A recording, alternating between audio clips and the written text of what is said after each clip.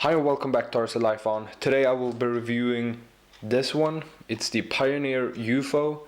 It is a quadcopter that has a onboard camera, and it was sent to me from GearBest in a very large box.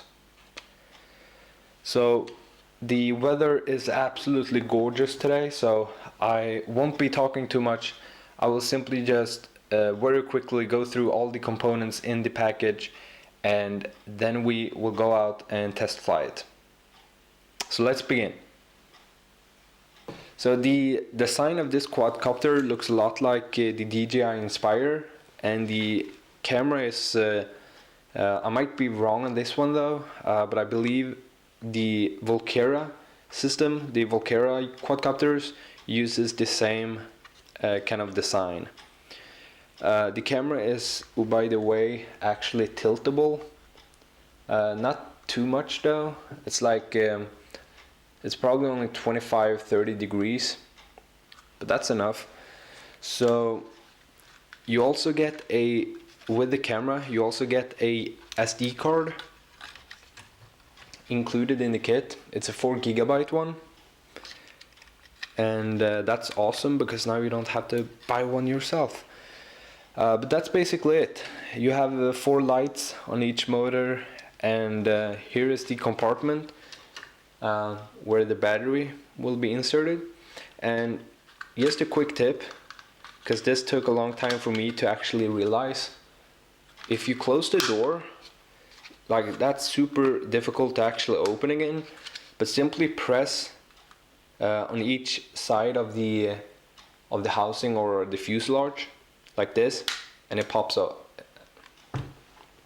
Also included in the package is a 1-cell lithium polymer battery. It is 600 milliamp hours and should give you a flight time of 7 minutes. A screwdriver and a adapter for your SD card. 4 spare propellers. Propeller guards, the charger, which goes into a USB port, a manual,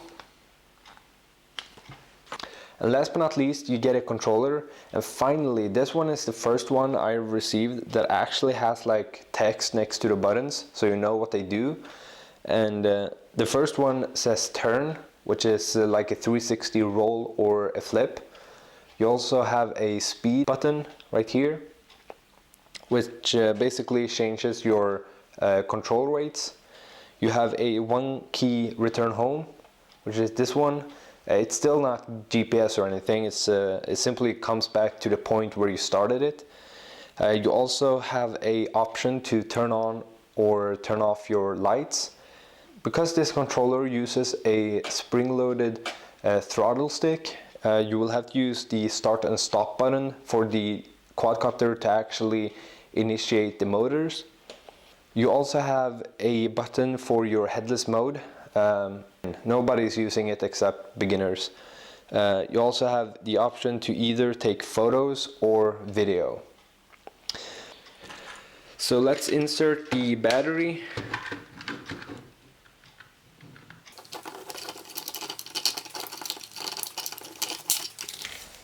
So all you have to do is flip the switch to the on position, turn on your transmitter, and go full throttle, and then minimum. So basically now the quadcopter is armed, but as you can see, nothing happens if I change the throttle. So what you have to do is press the start button. And to stop it, you simply do this. That's basically all the information you need to know about this quadcopter, so let's go out and fly it.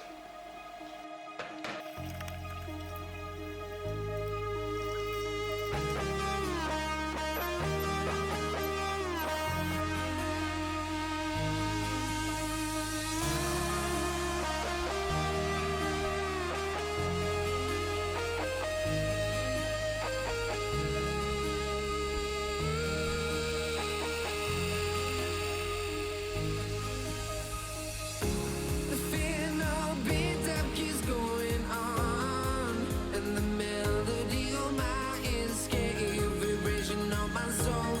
chases me to the peak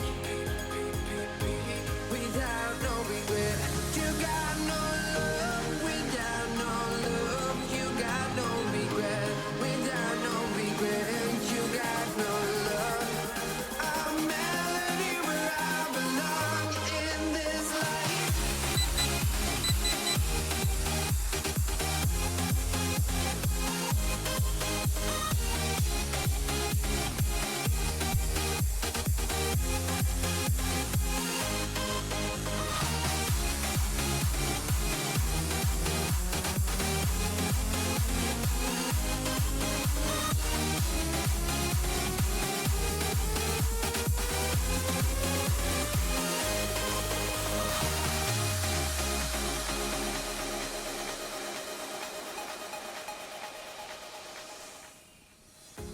The final beat up keeps going on, and the melody of my escape.